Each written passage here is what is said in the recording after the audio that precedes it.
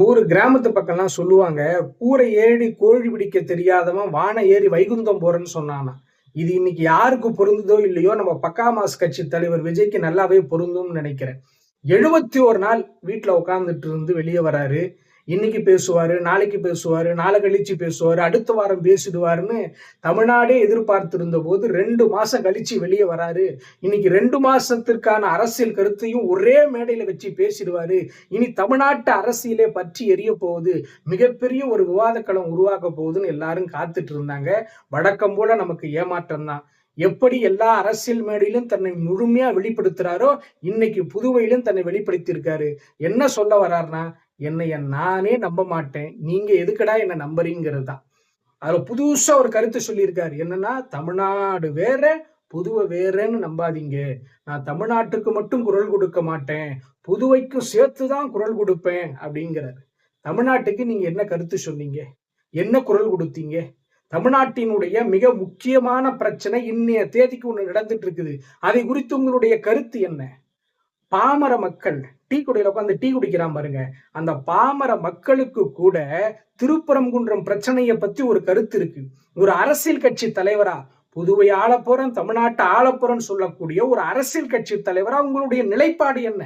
நீங்க ஆதரவு கருத்து தெரிவிக்கிறீங்களோ, எதிர்கருத்து தெரிவிக்கிறீங்களோ, அது எப்படி வேண்டுமானாலும் போகட்டும். ஒரு அரசியல் கட்சி தலைவரா அதை குறித்து ஒரு கருத்து கூட தெரிவிக்காத நீங்கள், ஒரு மாநிலத்திலிருந்து இன்னொரு மாநிலத்துக்கு போய் இந்த மாநிலத்துக்கு சேர்த்து நாங்க குரல் கொடுப்போங்கிறத உங்களுடைய அணில்கள் வேண்டுமானால் நம்பலாம். ஒருபோதும் தமிழ்நாட்டு மக்கள் நம்ப மாட்டாங்க. இதுல புதுசா வரலாறுலாம் பேச துவங்கி இருக்காரு. 1974ல இங்க புதுவையில முதலமைச்சர் ஆன பிறகுதான் எம்ஜிஆர் தமிழ்நாட்டுல முதலமைச்சர் ஆக முடிந்தது. தமிழ்நாட்டுக்கு புதுவைதான் வெளிச்சம் காட்டியதுன்னு சொல்றாரு. இவனுக்கு எவன் எழுதி கொடுக்கிறான்னு தெரியல. வரலாறு என்ன தெரியுமா சொல்லுது?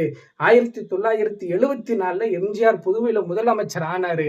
27 நாள் தான் அந்த ஆட்சி நிலைத்து நின்றது. 27 நாள் அந்த ஆட்சி கவிழ்ந்தது. அவராவது முதலமைச்சர் ஆன பிறகுதான் ஆட்சியை பறிகொடுத்தார். ஆனா நீங்க தேர்தலை சந்திக்கிறதுக்கு முன்னாடியே உங்களுடைய கட்சியை பறிகொடுத்துருவீங்கிறதா யதார்த்தம்.